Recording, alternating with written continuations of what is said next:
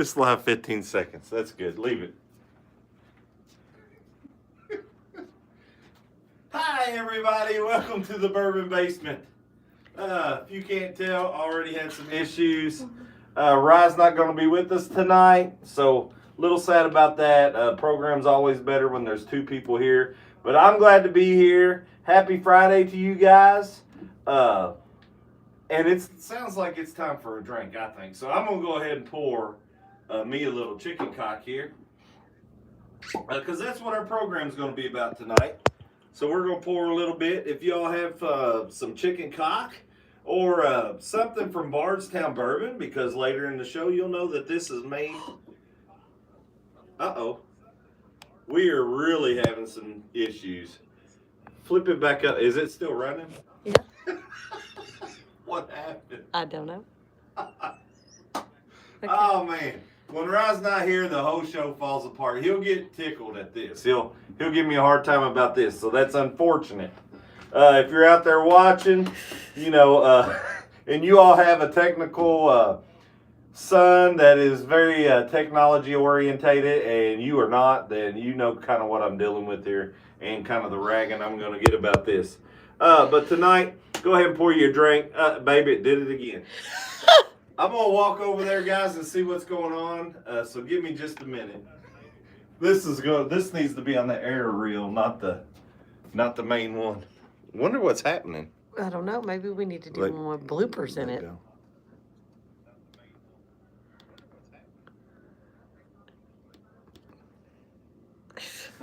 We could do some bloopers. Okay, well.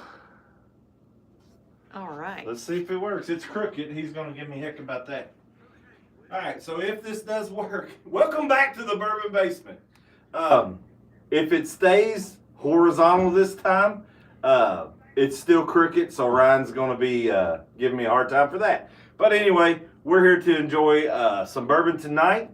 Like I said, if you all have some chicken cock, be more than happy to drink it with you, and we can talk about it as we go. If you all have any Bardstown Bourbon product, because guess what? That's where this is produced. I don't know what to do. I don't know what to do. Where's it looking right now? Oh my gosh. Up at this. I should probably just start all over. You know it ain't gonna fix itself. But you can't hold it the whole time, produce. Our producer thinks she can hold this solid for the whole time, and I don't think so. Is anybody even commenting? Go ahead and just mess with it. Okay. All right. Well, anyway, guys, Bardstown Bourbon produces this, so if you got something from Bardstown Bourbon. If not, find your favorite Kentucky bourbon, scotch, whiskey, tequila. We don't care. We're here to be your drinking buddies tonight. Just me and produce tonight. But let's get through this daggone show, because this is getting to be impossible. Anyway, I got a lot of notes. Anyway, I want to start tonight with, once again, I do have a special kind of thing. So y'all know the last 2 weeks I've been going to Prince Mart here in Paris, Kentucky, just past the bypass right next door to Fifth Third Bank. Yes, it sounds like an advertisement.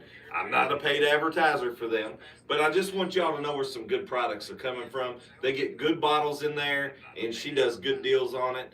She wants you to shop in her store, so sometimes you may have to sign up for the point program or something like that. But if you're in the Paris area, special news for you.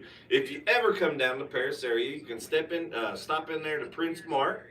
Tell them the Bourbon Basement sent you, and she's going to give you 10% off of one purchase. So 10% off of one bottle. Whatever bottle you may choose that day, you'll get 10% off of it. And depending on how much you want to spend, that 10% might be a good deal. So anyway, 10% off. Tell them the Bourbon Basement sent you, and that'll do us both good, I think. But anyway, guess what I got today from Prince Mart?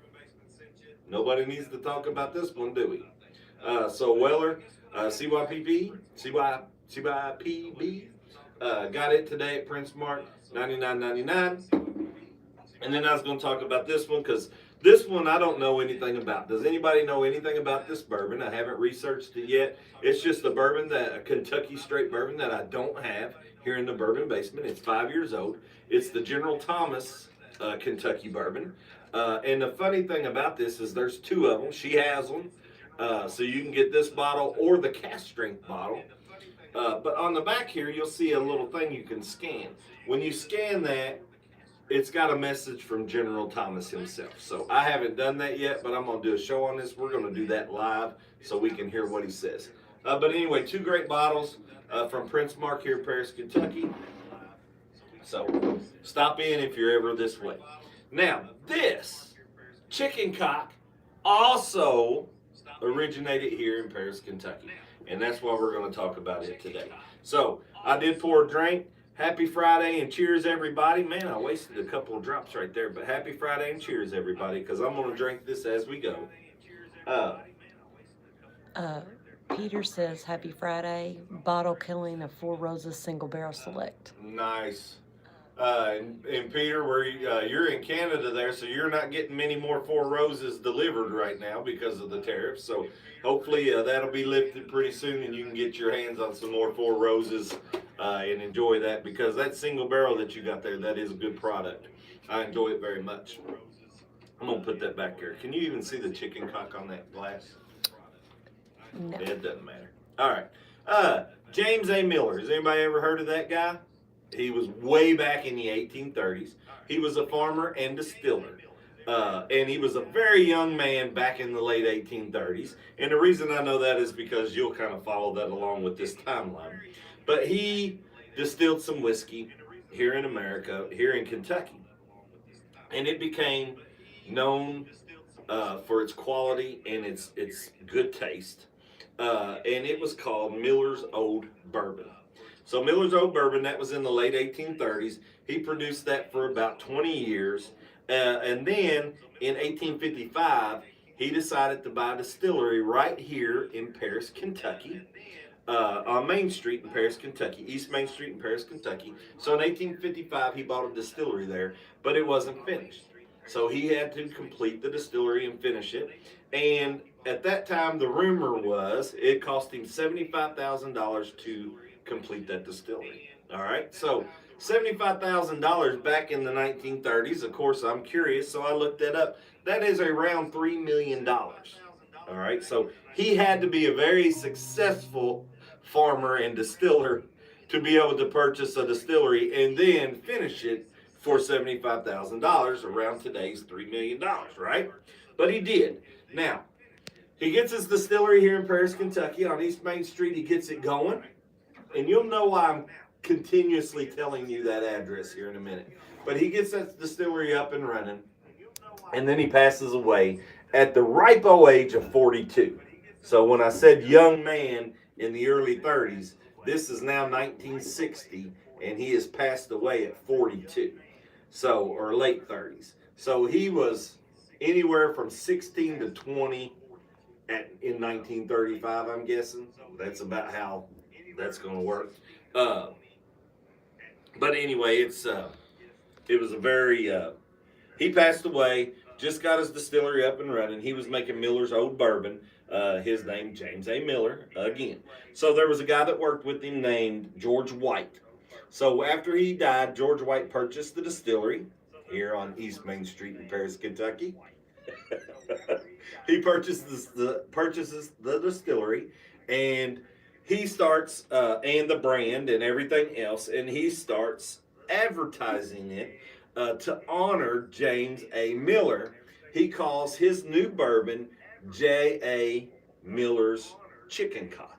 All right, so J.A. Miller's Chicken Cock to honor James A. Miller's bourbon. Now, before we get all tickled and laughy and everything else with Chicken Cock, because it's a funny name. I laughed at it when I saw the bottle. I mean, that's probably the main reason I saw the bottle. Do we have a comment? Peter said he has a few small batches to hold him over. Okay, well, good, Peter. I'm glad you got some Four Roses. If not, man, holler at me. I'll send you some handshakes and get you taken care of, because you tune in every Friday, and I appreciate that. And I'll be sure to send you some handshakes. Just give me, if you trust me with addresses and stuff like that, or a P.O. box, and we'll take care of that. But so now, Chicken Cock. Before we get tickled and laugh at the name, which I did, and probably the reason I bought the bottle, right? It was just another name for rooster back then. So in the state of Kentucky, I had to Google this and kind of go down a rabbit hole of when chicken cock became rooster, because we call them roosters today. Some people will call them a cock or whatever, but cock has kind of different meanings now, especially in today's world. But it did even back then, because I was reading about the when rooster became popular in America, and it was like 1820s or something. They started using the word rooster in America, but it didn't become popular in Kentucky until much, much, much later. And the reason I say that is because the only time it was used, but it wasn't the popular term. Chicken cock was still the popular term. But it became, some people would use it as they would call it a rooster in mixed company. So if there was women around, they wouldn't call it a chicken cock, they would call it a rooster. And I thought this was funny. I mean, this was just funny stuff. But this is 1960 now, and George White named it chicken cock. And the reason he did that was to honor James Miller, the original distiller. And he didn't do it because it was a funny name. He didn't do it, but he did it because he was a farmer and he raised chickens. He had chickens, so he had chicken cocks, all right? But chicken cocks, they're proud. They were defiant. And that is the main reason that he picked chicken cock for this. So it really wasn't the same as it was back then. But anyway, so he ran the distillery from 60 to about 1889, right? So 1860, 1889, the distillery's up and running here on East Main Street in Paris, Kentucky, where I live, by the way, really close. But in 1890, a doubler exploded, and it caused $30,000 worth of damage to this distillery. Now, back in George's day, $30,000 was a little over $1 million. Now, that wasn't all that happened. So George is kind of getting a little frustrated. But just the year before, and I bring this up because a year before, he was in court battles over copyright infringements. Because there was a whiskey in Mississippi or something that wanted to name their whiskey Miller's Gamecock. And George didn't like the quality. He didn't like the taste. So he sued them over copyright infringements, and George won, so they had to change their name. But let me tell you about John Miller's Gamecock here in a second. All right. So John Miller's Gamecock, when he lost the lawsuit, he could not use the name Miller anymore. Even though it was his last name, he could not use the name Miller anymore. So he just called it Gamecock Whiskey or Gamecock Rye. He made both. But he also couldn't use the rooster, the proud, upright, standing rooster, because that's what he advertised with, and that's what was on his label. And if you can see these labels, a proud, upright rooster, or chicken cock, proud, upright rooster, it's on all these labels. He wasn't allowed to use that anymore. So I don't know if he did this because he lost the copyright court case or what, but he decided to put a dead, shot rooster upside down, laying over a bourbon barrel. That was what became his label. And actually, that whiskey did pretty good for years. So just, I don't know who had the last laugh in that, but I thought it was kind of funny that he put his rooster dead and upside down because he lost the case. Anyway, we'll get back to chicken cock right here. So George had a lot of things going. He had lawsuits going. He had doublers exploding, and a lot of damage to his distillery. And George pretty much just won it out. So there was kind of a monopoly back then called Kentucky Distillers and Warehouse Company. So George sold everything to them. He sold brand. He sold everything to these Kentucky Distillers and Warehouse Company, and they pretty much dismantled the distillery here on East Main Street in Paris, Kentucky. And the reason I keep saying, I'll tell you later. Anyway, they pretty much dismantle it, move it to another location where they have a bigger distillery, and they produce the same thing up until Prohibition, right? Now, when Prohibition came along, they did not get a medicinal license. Excuse me.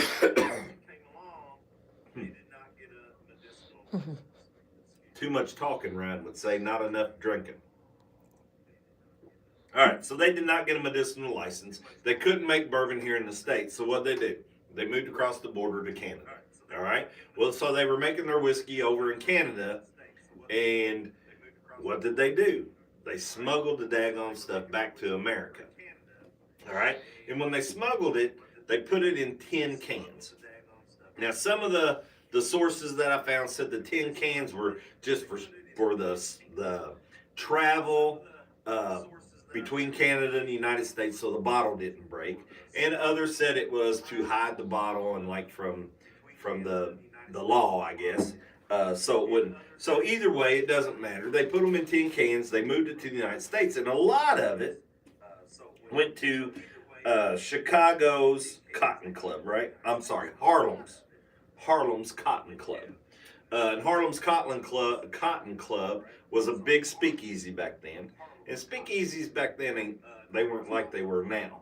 They didn't advertise that they were a speakeasy. Now you get these speakeasies that are created for the nostalgia effect that we can go to and we can enjoy. And they're great, I think.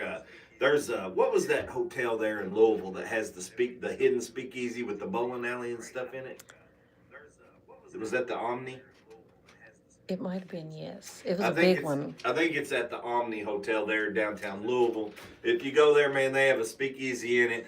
It's pretty cool because you know where it is, but it doesn't have like a door that you walk through and go to. It has like a painting that you go behind, and then you walk down this big thing, and then you come into this speakeasy with the bowling alley and everything.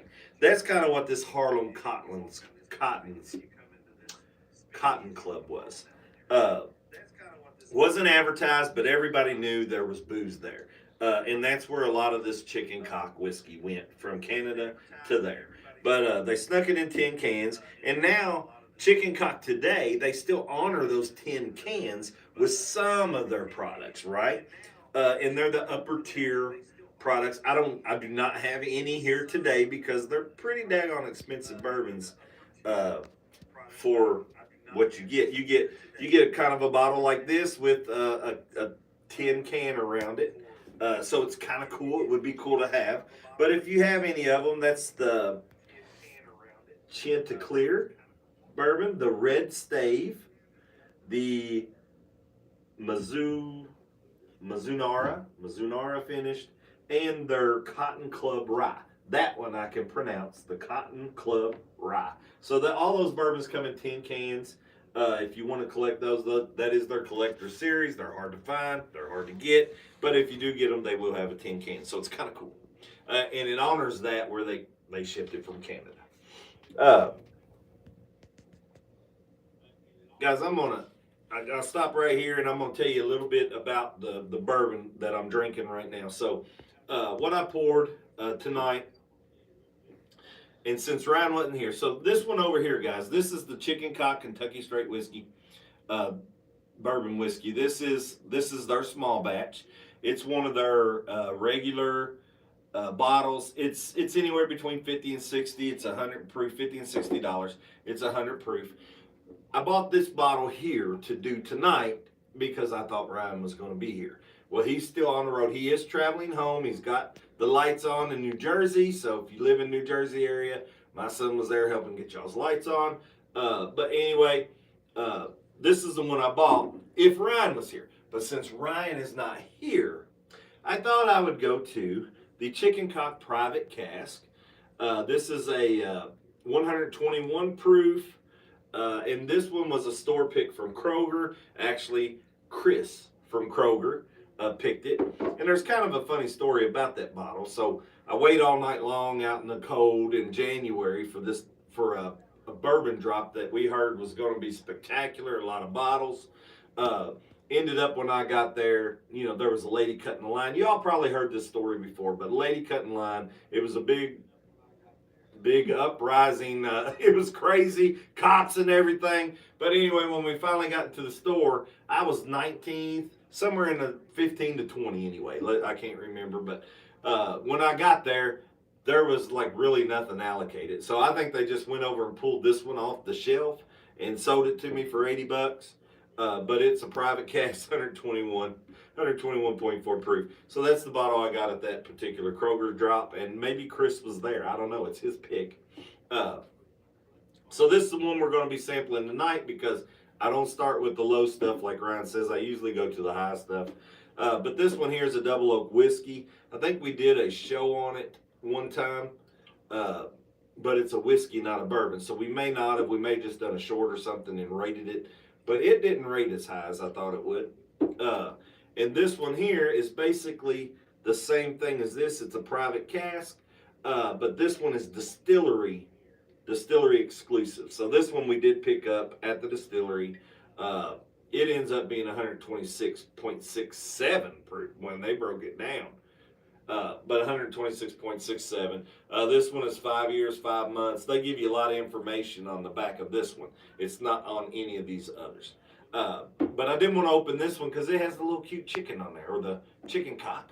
And I didn't want to open that bottle. So I opened this private cask strength. And you can see this one was open before. This is the one Ryan would have wanted me to open. Anyway, but I'll tell you a little bit about the nose that I'm getting with this private cask strength right now. So.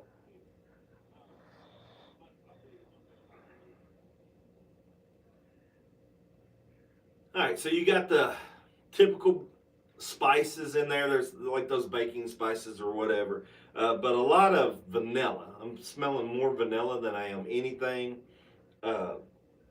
You do get some caramel and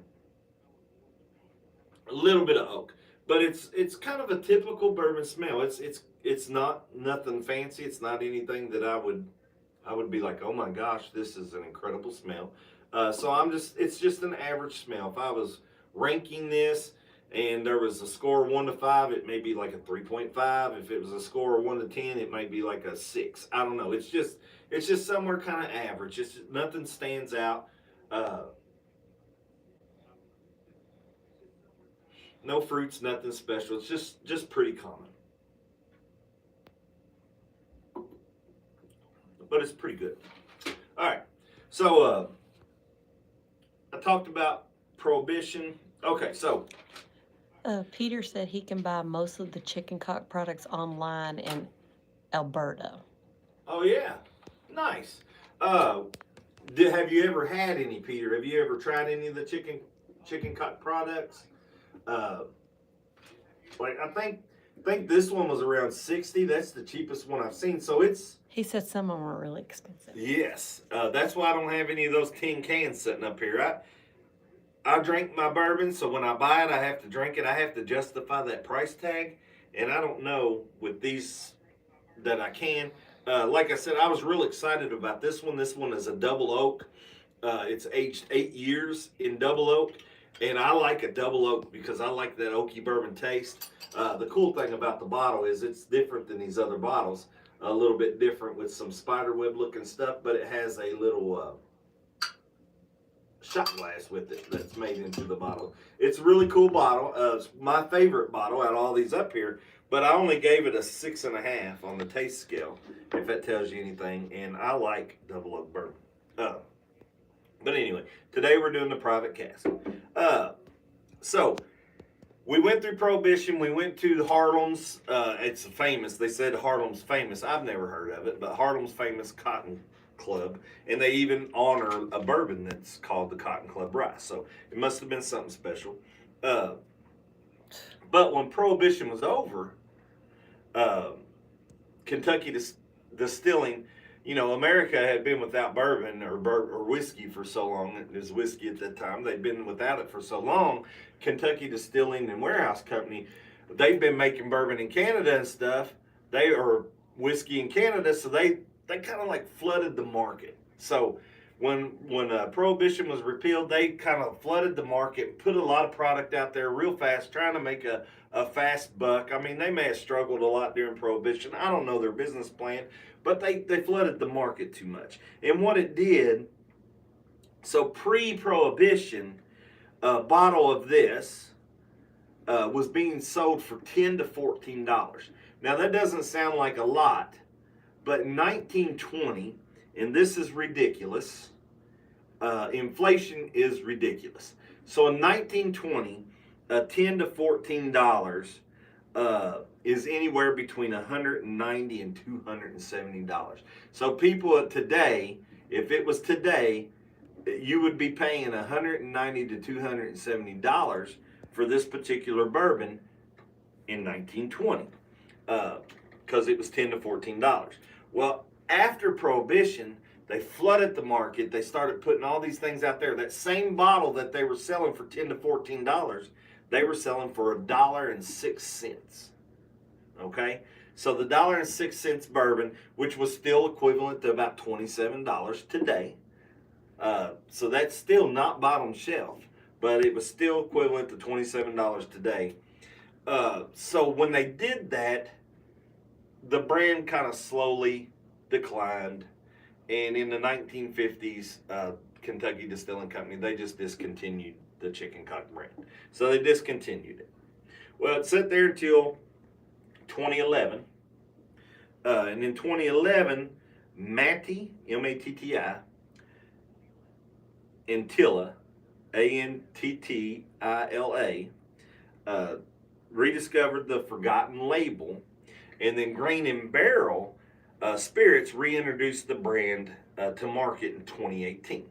So this modern version of this came around in 2018, all right? It's produced in partnership with Bardstown Bourbon Company. So Bardstown Bourbon Company does produce it, they barrel it, they age it, they blend it, and they bottle it, all right, under the Chicken Cock label, and I guess under their supervision. It is 70% corn, 21% rye, and 9% malted barley. So it's pretty high rye. And what I was expecting with this drink was a pretty spicy note, because 21% rye is pretty high.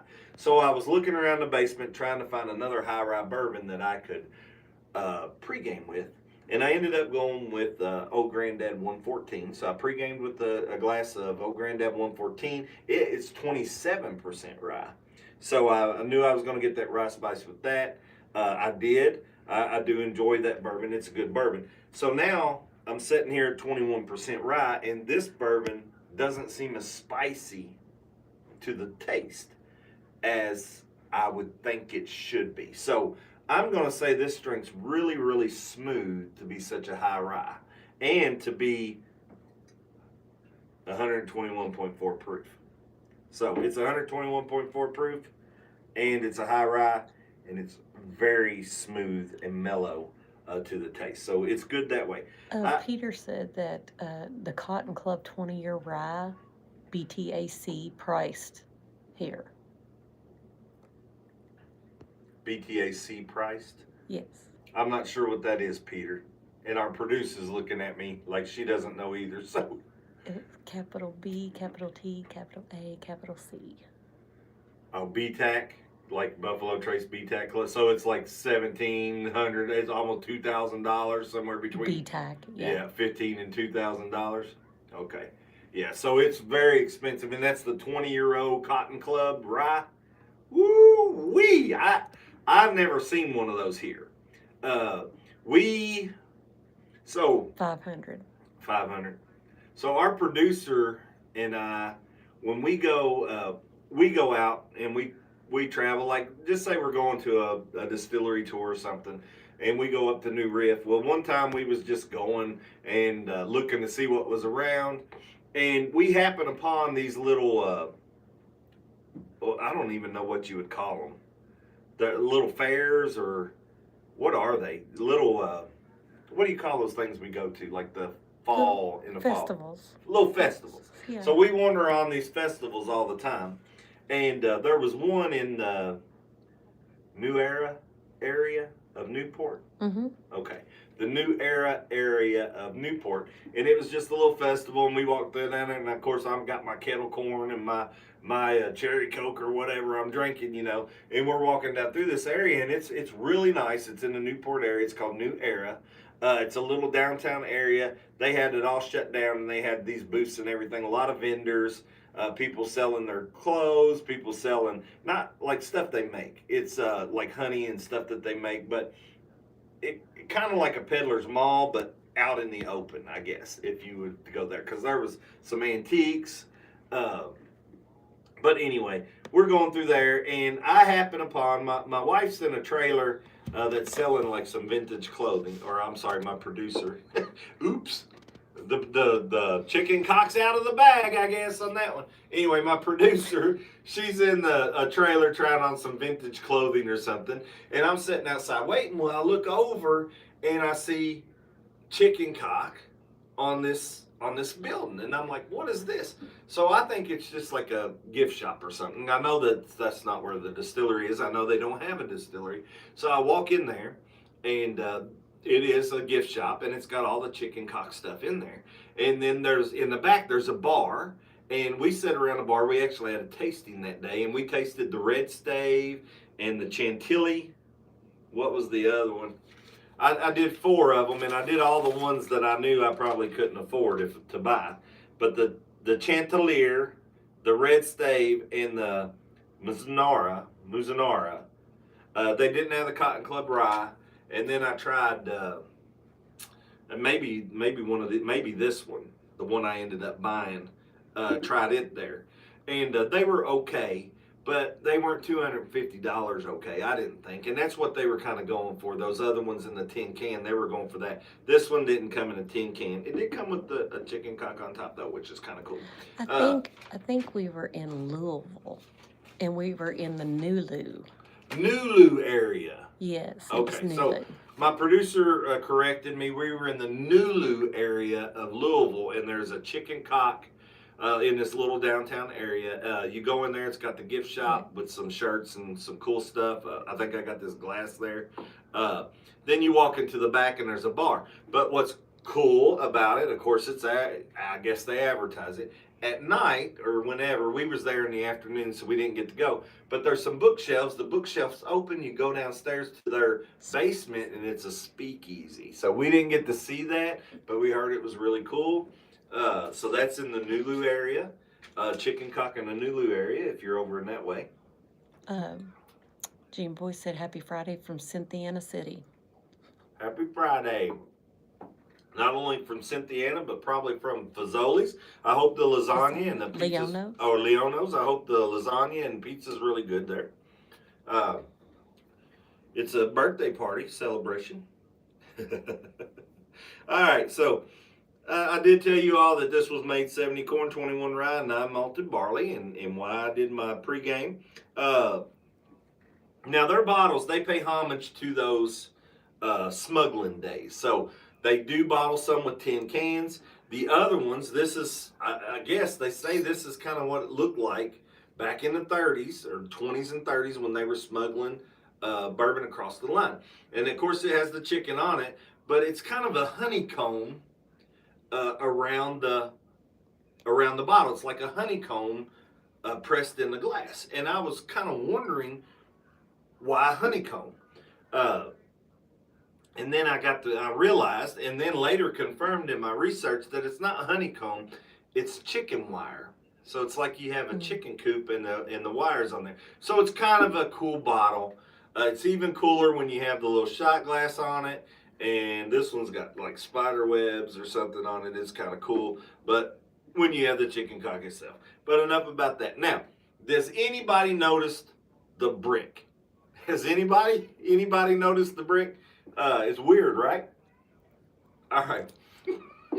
Let me tell you about the brick. All these things were off my shelf, by the way. I have my bourbons and I have the decorate. I like to look at them and drink them. All right.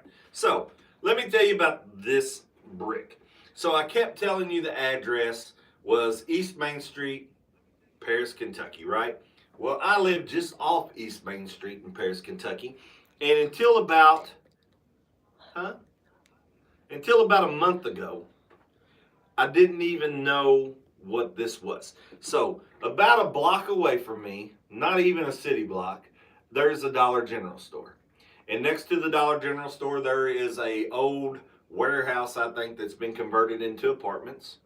And then next to that, there is just about a 10-foot section of wall, got a door and 2 windows.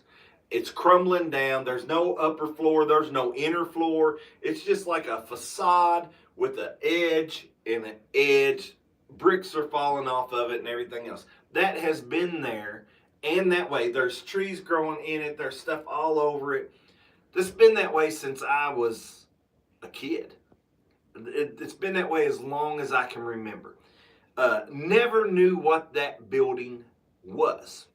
Then on Facebook, the owner of that property put out on Facebook that anybody that wants the bricks, they're going to tear that down. If anybody wanted the bricks, come get them. And they're going to give them to the people that are going to like use them to restore something that's historical, that because it's a historical brick.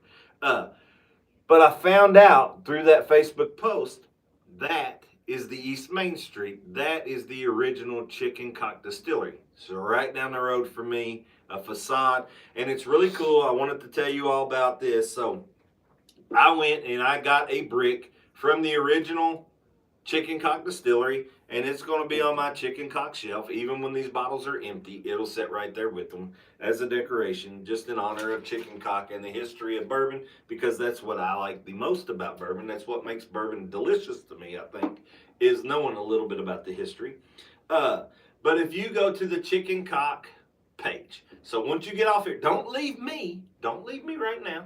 We're almost done, but don't leave me. Once you get off of this, go to the Chicken Cock, search Chicken Cock's website or whatever, and look at their history. And if you scroll down to 1950, they have all their history by dates, because I did a lot of that to get this episode, right? But if you scroll down to 1950, there is a picture.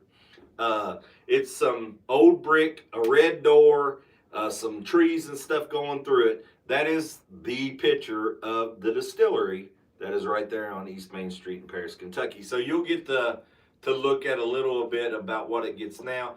I was going to take pictures, but I knew you all wouldn't be able to see them, so it didn't matter.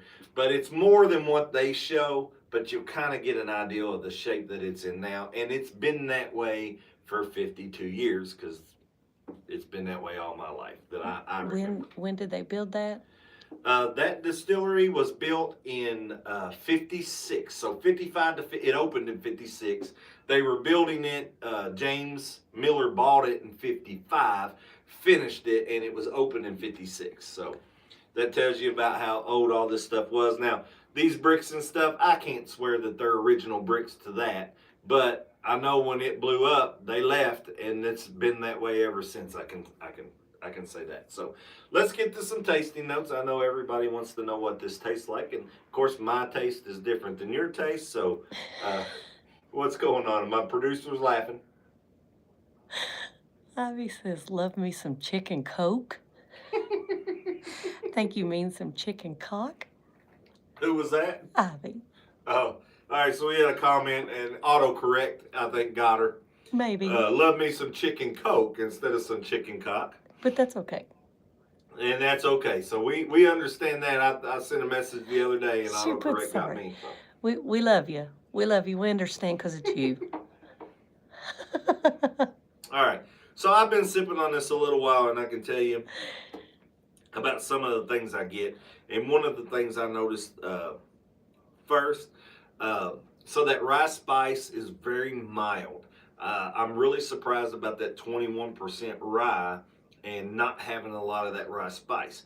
And for 121 proof. So, like I said, this is for 121 proof and that high of a rye. It does drink very smooth, and it's a very smooth bourbon.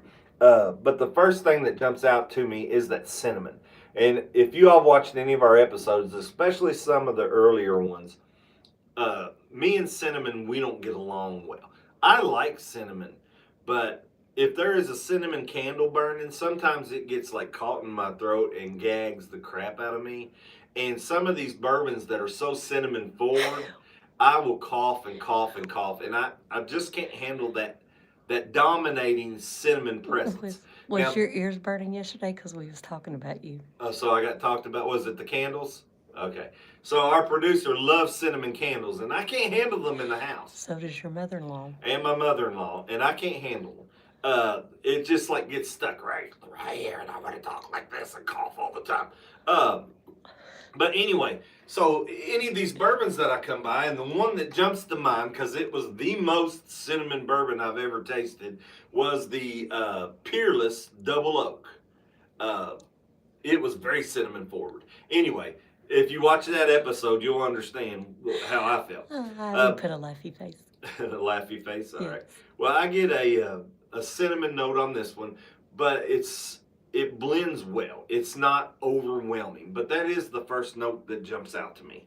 Then a kind of a toffee taste after that, and that little bit of spiciness kind of lingers around on your tongue with that cinnamon still in the background. Very mild oak. I'm going to tell you, for 121 proof, it's very mild, but the whole drink is mild. Baby, I know you probably can't drink, but you gotta try. Man, I am slipping, guys. My produce, I poured myself one. Cheers to you all. Never even gave the produce one. You guys, hold on a second. There you go, baby. Thank you, honey. I don't know that I can drink it because I'm holding the camera. You'll have to drink. Just like lift your head down there and grab it, And do it then, like that. then the camera will really shake really bad. I'm trying to do the best I can here. All right, well, I do apologize. I am so sorry. And I knew you had two hands full. Our producer's been holding the camera the whole time because our setup has gone crazy. And it's the same setup we're taking to the Bourbon Festival in September. So we need to get that fixed. When Rye gets home, we're going to get that fixed. Peter said don't ever get the Amberana finish bourbon. He said it's cinnamon on steroids. No way. So Amberana, any Amberana finished bourbon. So that Amberana wood puts a lot of cinnamon stuff in there. I'll keep that in mind, Peter, because that cinnamon I can't handle. There's some cinnamon balls that you find around Christmas time. They're lightly dusted in sugar, I guess, and they're cinnamon ball. They're mild. I can handle them. But like those cinnamon Red Hots and that other cinnamon, the one that looks like a butterscotch, I bet it's made by the same company that makes those butterscotch, the round flat one. That cinnamon, man. Cinnamon Jolly Rancher is okay. It's okay. But anyway, cinnamon is the main thing I taste out of this. But to me, I'm a little disappointed. This was a $100 bottle. The standard small batch and stuff like that, they're between 50 and 60. This is the private cast. The private cast strength, they run about 100. I think the double runs about 100. So Chicken Cock, they have a pricey bourbon that they're putting out there. They're extra finished, the ones with the tin ones that I was talking about. I gave you those names earlier. They're $250 plus. I mean, that's pretty expensive. But for a $100 bourbon, I want more. I want more out of this for a $100 bourbon. I'm getting their typical bourbon flavors. Like I said, I will agree that this is better than the Old Granddad 114 that I drank earlier. Okay, I'm going to say this is definitely better than that. But the Old Granddad 114, it's got that spicy note, and it's a typical bourbon. And to me, this is pretty typical on my palate. Peter said he can't stand them. He said has a Starlight Amberana finished. Can't drink it. Can't drink the Starlight Amberana finish. So the Starlight's Maker's Mark. That's the only other thing they've ever made other than Maker's Mark.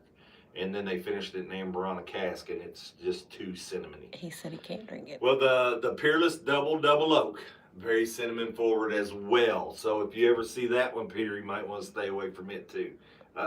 Even if you like double oaks, because I was really excited about it and very disappointed in it. This is above average bourbon. This is a good bourbon. This maybe even be up there on the crest of those great bourbons, but it's a normal bourbon. It's a typical bourbon. There's nothing in there that surprises me or excites me. It's just your standard bourbon. A little bit of vanilla, a little bit of toffee, a little bit of cinnamon. They got that little oakiness at the end. I can smell the cinnamon. No real smoke. You can smell the cinnamon. See, and it was there for me, but it wasn't overwhelming with the smell. Peter said that he has the Peerless Double Oak. And he likes it, okay? And he said it wasn't bad. Had a pour of it last night. Okay, well, if that ain't too cinnamon for you, then I definitely am going to stay away from that Amberana finish stuff because I couldn't handle that double oak Peerless, and it was so cinnamon. I mean, did I choke up on that episode? I don't know. I don't remember. Me and Ryan made fun of me because I said cinnamon so About much in 50 that times, episode. yeah. But I think I was like choking on it because it sticks right here in my throat and it just don't go away. It's so funny. But anyway, so that's my. So what do you rate it? Well, so to get back to the whole overall rating thing, I gave you all the smells. It was kind of typical. I gave you all the taste. It was kind of typical. And for my rating, even though I say it's typical, everything's typical, the smell and the taste, it does taste better than a typical bourbon. It's a little bit better than those typical bourbons. I can see if this one tastes that way, I'll be happy because I would definitely pay $50 or $60 for this. But being $100, and with this one being 121 proof and this one only being 100 proof, I'm almost afraid that this one's going to be weak because they drink so smooth. But with that, if you're looking for a very smooth drink, something that you could drink a lot easily, or something that you could share with friends that maybe aren't the best bourbon drinkers, this one's going to be perfect. I really enjoy that aspect of it. Brad says evening bourbon family. Well, good evening, Brad. We're about done here, Brad, but good thing that you caught the end here. Tune in next week. We're live every Friday at 6 p.m. Eastern. If you are new to the show today, go ahead and like and subscribe.